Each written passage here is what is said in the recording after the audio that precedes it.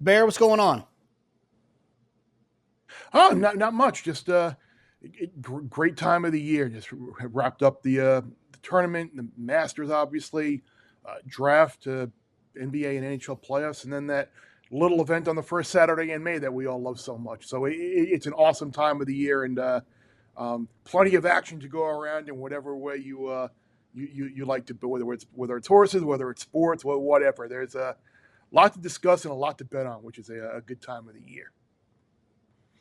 It's my favorite part about you. It doesn't matter what time of the year it is. You always got something going on, and we'll be rooting. We'll be rooting for you to make some money on the draft, so you can then make even more money come the Kentucky Derby. And will that money be made on Just a Touch? I'm hoping so. I have some nice futures on this horse already at around 30-1 or so, 25-1, somewhere in that range, and I'm guessing he's going to be shorter than that on Derby Day. I know there are knocks on the horse. Obviously, the late start with only three starts in his career. He debuted in January, but I think the horse has really done nothing wrong in his three starts. You broke maiden for fun in the slop at Gulfstream. You probably ran the best race in the Gotham, but in a race that was won by deterministic. After you were hung out wide the entire trip around, you probably ran around about 2 miles in the mile race. So, and then the Bluegrass, he just got beat by Sierra Leone, who got a great clean trip and looked like he was shot out of a cannon at about the 8th pole. So he's done nothing wrong, and I think the price is going to be right for him in the Derby. So hopefully he can get there. Yeah, when it comes to the Bluegrass, I mean, obviously Sierra Leone is going to probably be the second choice in the Kentucky Derby, and deservedly so. But I would say that, it feels like Just a Touch kind of did the dirty work there. That pace, saw Travis Stone posting that the pace was one of the fastest Bluegrass paces since moving back the dirt, and the late part of the race wasn't particularly as fast. I think Just a Touch ran sneaky good in that Bluegrass.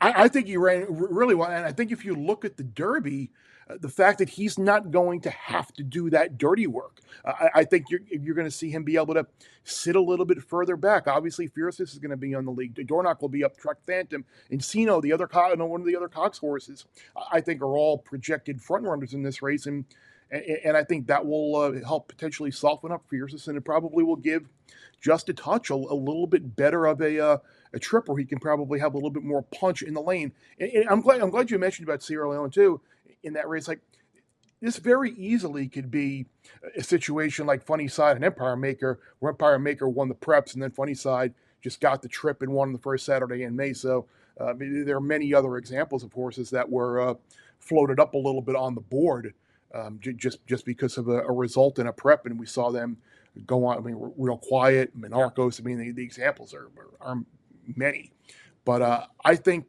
the fact that he's going to be able to sit that second flight and maybe get the jump on the closers, I think he could fall into a really good trip, and hopefully at a pretty nice number.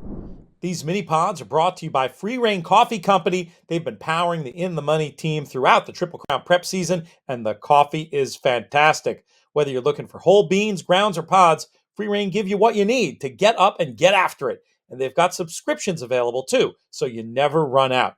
Use our promo code MONEY20 for a 20% discount site-wide over at freereigncoffee.com.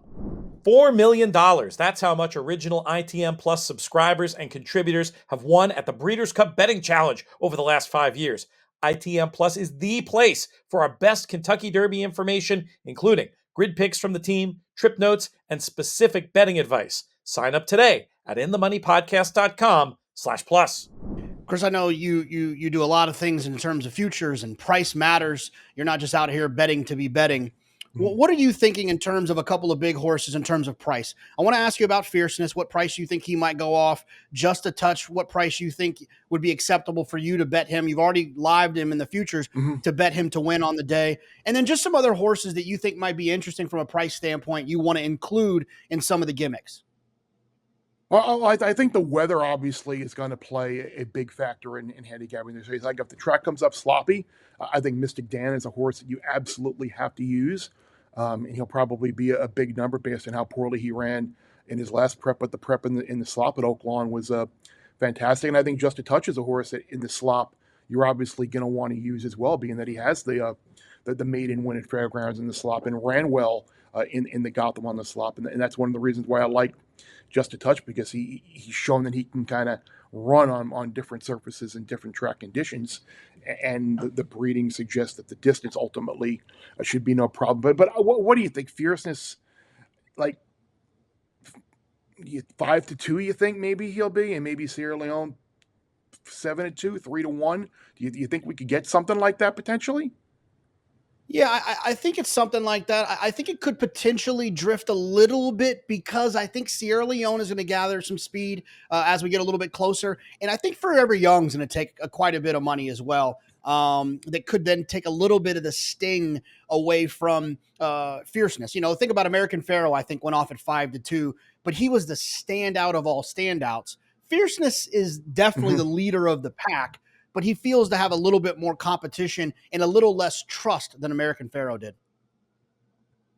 Yeah, I think so too. Like I was dead wrong. I didn't like him in the Florida Derby, and he certainly ran to the Breeders' Cup Juvenile race that he ran two back. But you wonder if he's going to have a little bit more company up front.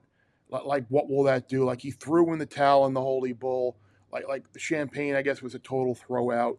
But I mean, maybe it was ultimately he just needed that Holy Bull race. But in terms of looking at some other price horses, I'm kind of curious about, like, can Resilience back that up, and like what type of price will he be? Because again, he's another one like kind of typical Bill Mott form. Like came along slow. Finally, when he got to age 3, he blossomed. He won at Gulfstream in the maiden race. Ran bad post in the Risen Star, ran okay. Actually liked him a little bit in the Risen Star, and then in the Wood he just ran huge. Like, is he someone that maybe he could be in that 15, 18 to 20 to 1 range maybe, and be a player? Yeah, I think you're definitely onto something. I think probably the later half of what you were talking about, maybe 18, 20 to 1. I think he's going to be a little bit ignored, kind of late to the party a little bit. A lot of times those horses get forgotten, and he's not overly fast from a figure standpoint as well. So I could see him definitely being ignored a little bit. Yeah, I think the horse that I think if you're looking for price horses, like the price horse that everybody seems to be mentioning is Anna Marie. So like, I don't think that horse is going to be the price that you expect him to. I think that horse is going to get bet, and certainly a horse coming from off the pace with those Kentucky connections and ran so well in Louisiana and won the Jockey Club at Churchill Downs. People are going to see that. And with the story with Ben Curtis getting the rod and low profile trainer, like this is a horse that I think people are going to bet on. So if you think you're going to get 25 to 1 or so on this horse, I think you're going to be sadly disappointed. So you're probably going to have to wait until the day of the race, or maybe even Friday once that early betting starts coming in, and see which of these horses might start being a little bit more of an overlay. Because I don't think you're going to get the number that you're looking for on Anna Marie. Bear, we appreciate you. I suppose we'll see you at Saratoga for the Belmont. Hopefully it'd be fun if we had a Triple Crown on the line. Yeah, I think there's a really good chance we'll be seeing you up there in June. I'm looking forward to covering that race again. It should be a lot of fun, and the entire week should be great with the racing festival that they have going on. It'll be good to spend a little extra time up there. Usually, being where I am in Connecticut, I usually just kind of do the go up early in the morning, have dinner, and then come back. But to be up there for a few days is going to be fun, capped up by the Belmont on Saturday. Should be a great week. Bear, we appreciate you. We'll see you soon. Thanks, JK.